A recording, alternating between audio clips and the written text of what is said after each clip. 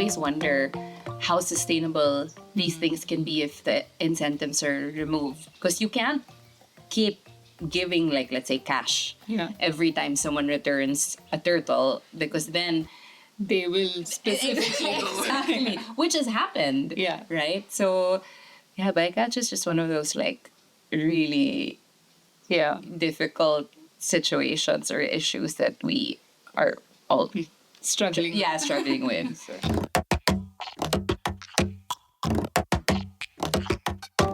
Welcome to the Future for Nature podcast. Every year, 3 exceptional young conservationists, all under the age of 35, coming from some of the most wild and remote places on Earth, are selected out of hundreds of applicants to receive the Future for Nature award, which comes with a €50,000 prize to go towards protecting and conserving the natural world. Over time, as they've grown in number into a Future for Nature family, these young conservationists have drawn on the many lessons learned from their vastly different backgrounds, countries, cultures, and the species they protect, to offer support and learn from one another. In this podcast, you'll hear them discuss some of the issues closest to their hearts and share in-depth knowledge from the field. Today we'll be hearing from Anna, Divya and Mohsen about the devastating impacts of marine bycatch and what each of them are doing to turn the tide. Hi, I'm Anna. I'm the Executive Director and Chief Mermaid of Save Philippine Seas, and all our projects fall under 3 pillars, which are ocean and climate action, shark conservation, and marine litter prevention and management. Wow. Hi, I'm Divya, and I work in India on a sustainable seafood initiative called In Season Fish, where we're looking at marine fisheries, but also on shark and ray conservation. Hi, I'm Mohsen. I'm from Iran. I just funded and led the QECI. It's an NGO working toward the conservation of marine wildlife in the Persian Gulf, Right. including bycatch. Okay, great. So we have shark fisheries, ray people all together. So I'm going to be asking a few questions and we'll just see how it goes. So all of you live and work in very different parts of the world, yet you share a common mission, which is to reduce bycatch. Can you tell us a little bit about the scope of this issue for the Philippines, the Persian Gulf, and the Coromandel coast in India? Did I pronounce that right? Yeah. Coromandel. Okay. So who wants to start? Maybe you can start. Okay. So bycatch, I think, is a really big problem in India, just because there's so much non-selective fishing gear. Yeah. And what I have noticed is that some of the small-scale fishermen, rather than changing the type of nets that they're using, they've decided to change the way that they use the nets. So they have shorter soaking times, or they check the nets more often, and all of this helps to reduce bycatch. But the thing is that it's only the small-scale fishermen who are doing this, and not the ones who are actually bringing in the big quantities of fish. How does India define bycatch, like in the law? There's no legal definition. Yeah. But in general, it's the accidental catch when you have a targeted species. So, for example, you want to catch tuna, but because of the method of fishing, then you get sharks, right? Mm-hmm. Okay. How about you? The Persian Gulf is a shallow semi-enclosed body of water. So there are lots of shrimp trawling during certain time of the year, summer, in autumn. So one of the most non-selective nets using in smaller scale fisheries. So it's a big problem, especially for sharks and rays that live at the bottom. So there are lots of shark and ray bycatch and other marine wildlife bycatch in the Persian Gulf. Yeah. Maybe you can describe for those people who are listening and might not be familiar, like what a trawl is, like what does it look like? It's something like a bag that you just throw it after a boat. Yes. And it collect all the creatures that it did encounter in its way. Yeah. So part of it is at the bottom of the sea, and part of it is at the surface. So it's like it's like a big mouse that just swallowing everything in its way.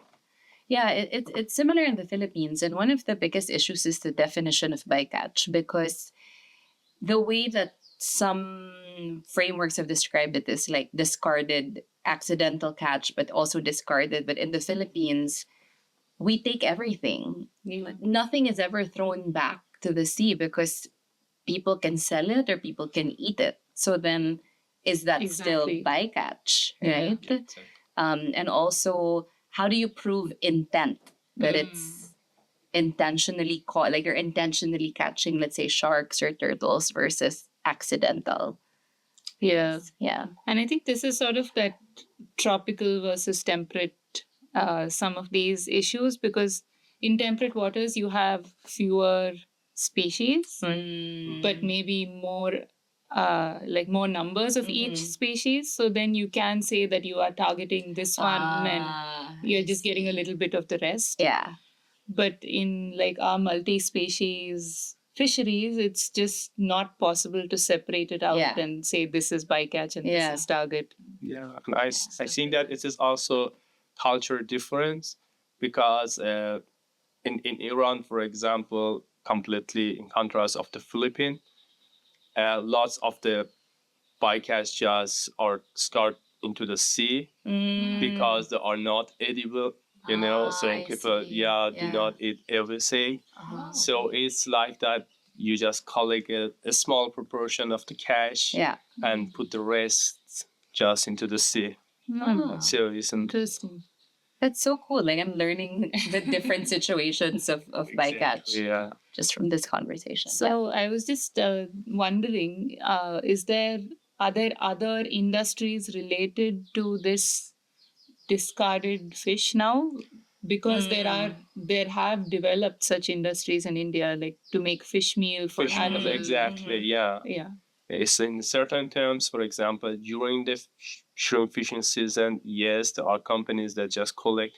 But the problem with discarding bycatch into the sea is that you can record them, for data. Yeah, exactly. So in the Philippines, you may have an, insight into the amount of the bycatch because they are landed. Right. But when you just put them back into the sea, there is no idea. Right. Yeah. And they might probably already be dead. Yeah. So then, most probably. Yeah. Okay, let's move on to our next question. We already talked about this a little, but what do you think are some of the similarities and differences among your regions? I think in the Philippines, enforcement is compliance and enforcement is very difficult, and data collection, because at least for some, there are only, I think, 10 or 12 species that the government prioritizes collecting data on, because there are just too many. So for other species, then, like, for example, sharks are not commercially important species, so we don't get a lot of data. Even if they're landed, no one really records them regularly. And then we just have so many islands and so much water, because the Philippines has more than 7,600 islands. So enforcement in the sea is very difficult. Yeah. I would say it's pretty much the same in India. More so because we just have so many people going out fishing and bringing it all not to centralized ports or harbors, but like you've seen, it's just been on the beach and wherever they can land a boat. So it's pretty much impossible to monitor all of that. And also, but thinking about what the Philippines is like, you could suggest alternatives in terms of tourism and like getting people to see the live fish in the water and so on. But in India, that's just not going to be possible because of the way that our seas are full of sediment and plankton. You just can't see anything if you go diving there. So that's not really an option either. Yeah, and I think that one similarity between all countries regarding sharks and rays is that there is a value chain ended up to very specific destination in parts of the world for, I don't know, for shark fin or ray. Yes. So I think that a cooperation between all nations regarding, putting more focus on this value chain for illegal shark and ray trade could be very helpful, because I was in India last year thanks to Divya hosting me and to Future for Nature family funding. And I realized that shark and ray trade is more or less exactly the same what we have in Iran, regarding the valuable species. Yeah, so maybe on that note, since you brought it up, maybe you can talk more about the work that you guys did together, like the FFN family funding, because I think it's so important to highlight that in this group, there are opportunities to learn from each other and work together. Yeah, sure. I think, so for Mohsen's visit, I think it was, one part of it was having him come and see what we are doing and everything. But the other part of it was to also expose my team to you and the fact that there are other researchers in the region and what kind of work you are doing. So we had Mohsen give a talk, we had people from my team give talks, and I think that was a really important part for me. It was such an active, exchanging idea and just working with very diverse and passionate teams in India. And finally, we also worked with many fishing communities in both of west and east part of the India. Wow. So it was very fascinating, especially working with the children in fishing communities. We had a very good experience. So just bringing an idea into our mind to just developing some idea to working the next generation of the fishers, because we both agree that it is the most effective way to just have a sustainable fishery. Yeah, definitely. Great. That's so exciting, because I haven't heard like what you guys were doing together. So that's so cool. Okay, let's go on to our next question. Ooh. What are the laws within your region regarding bycatch? I feel like we basically said that there were well, there are, in the Philippines, there are like fisheries administrative orders saying that you're supposed to record bycatch, you're supposed to like give it to the proper authorities. But then again, like I said earlier, compliance is so hard. And you also don't want to risk, like, what if you accidentally caught an endangered or protected species? Will you really risk reporting it, knowing that you can get a fine or you can go to jail? So it's complicated. As most fisheries issues are. Yeah, I think that it is the same problem everywhere. Yeah. To just having an idea of what's happening, And usually that methods that have developed to just reduce the bycatch around the world that are based off, I don't know, for example, for trawling, there are some excluding devices. Right. That they need to put that at the mid of the trawl stock. But the fishers are not willing to just accept it, because who want to have a big hole at the mid of its nest? Usually they want to just fix every tiny hole. So it's very hard to just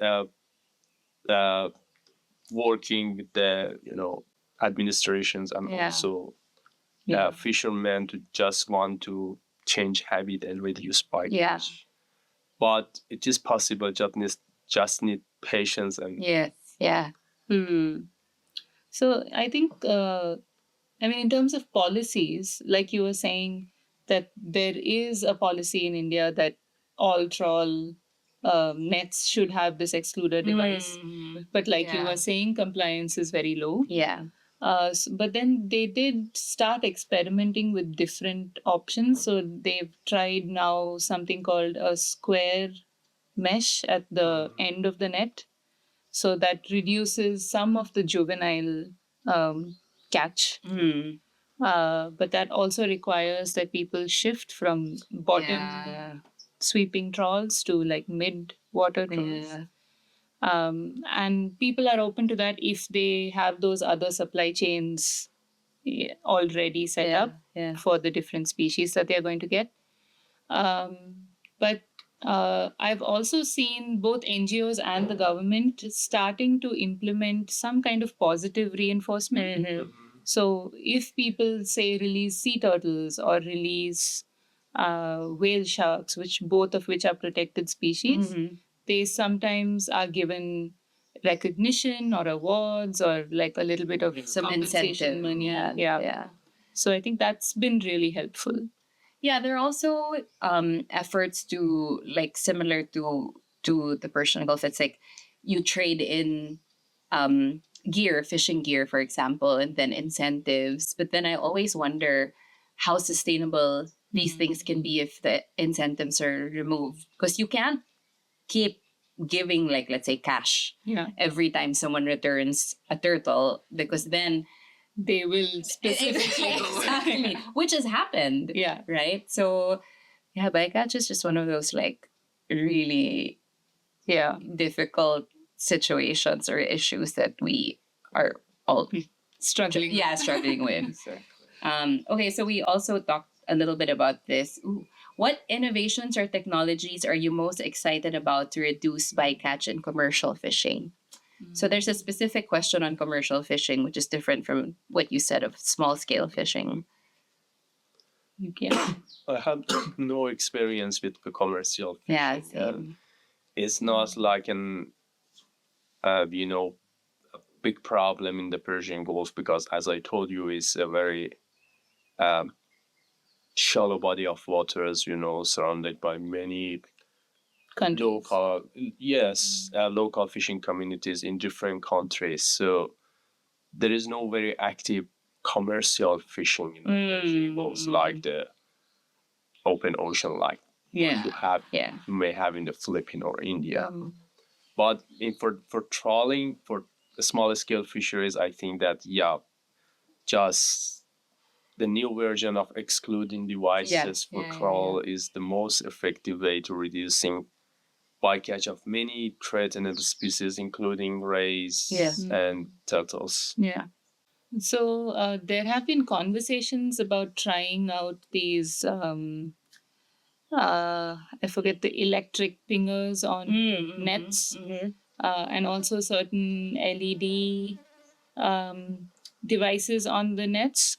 So the LED, I think, was more for dolphins, because then they can see the net and avoid it. But the electric ones are for sharks and rays. But all of this is expensive. So that is the big question of who pays for it. Yeah. Okay, I think we are going to wrap up soon. So let us check this final surprise card. In one word or sentence, what would you say motivates you every day to fight for a future for nature? Wow. I call this is like the beauty pageant question. Right? It's like,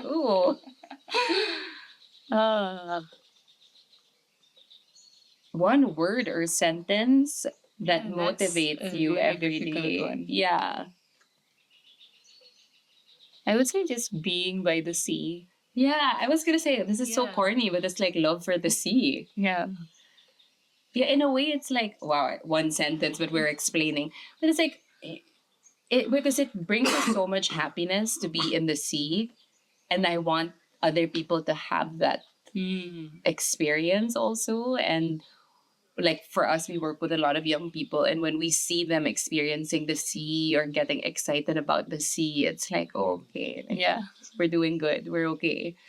Yeah. What about you? For me, it's the hope of seeing the ocean in the form that, our ancestors saw it. Wow. Very shiny, full of diversity.